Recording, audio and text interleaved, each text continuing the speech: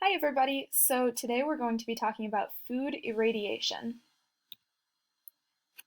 At its most basic level, food irradiation is exactly what it sounds like, the process of applying ionizing radiation to food. Duh. The process is meant to improve food safety and shelf life by killing foodborne microorganisms and insects. It has enjoyed FDA and USDA approval since 2000.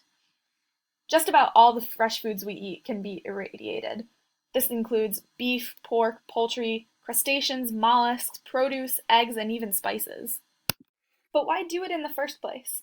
Well, even in the United States, food safety is an issue of critical importance to our national public health. The CDC estimates that 1 in 6 Americans get sick from contaminated foods or beverages, and 3,000 die each year. And in addition to being dangerous, tainted food is also costly.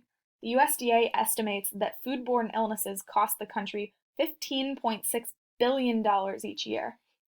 So that all explains why we need to do something to ensure food safety. But more specifically, why irradiate foods? Well, irradiation can kill many birds with one stone, so to speak.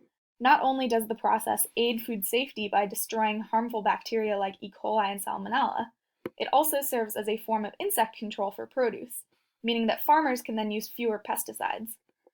And in addition to killing bugs and bacteria, irradiation also increases the shelf life of food by delaying the processes of sprouting and ripening, and by destroying many of the microorganisms that cause spoilage in fresh foods.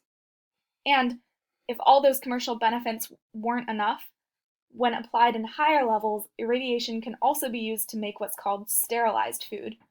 Hospitals use sterilized food to feed patients with severely compromised immune systems.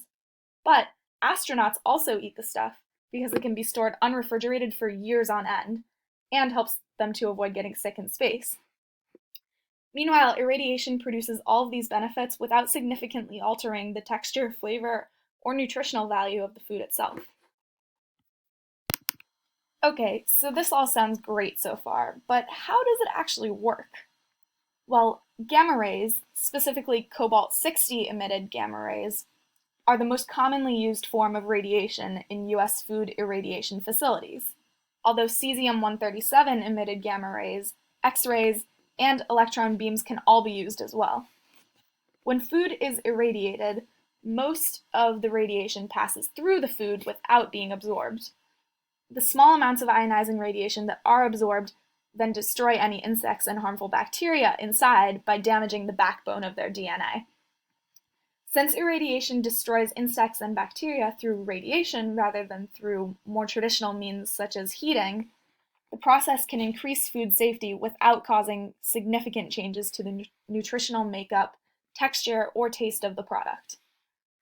To be fair, though, I should note that irradiation does have an impact on nutritional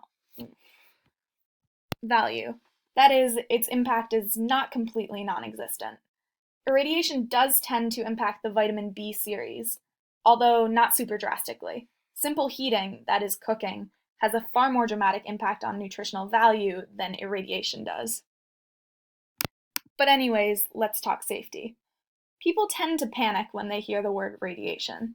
And to be fair, radiation and food do sound like a pretty risky pairing. But let me ask you one question.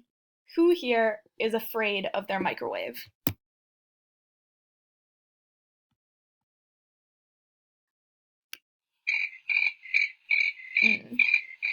Yeah, I didn't think so. Microwaves are familiar, so we accept them. And yet, they're using radiation to cook our food. There's a lot of misinformation on the internet. And in this case, the now powerful organic food lobby has a clear economic interest in feeding consumers often misguided fears about the process of food irradiation. Many websites oddly seem to equate food irradiation with the issue of food genetic modification. Yet, any connection there is a misnomer, since irradiation does not cause structural changes to the food itself. Even more concerning, many of the same websites make completely unsubstantiated, yet unnervingly specific, claims about the so-called risks irradiated foods pose to consumer health. However, amid the bogus health claims, there are, of course, a few fair objections to be made. For example, many proponents of organic food practices argue that food irradiation, specifically irradiation of meat and poultry to kill E. coli and salmonella, merely serves to encourage the already unsanitary slaughterhouse conditions that contaminated the meat in the first place. Additionally, others point out that, just like any other nuclear facility, irradiation does pose occupational risks to the plant workers.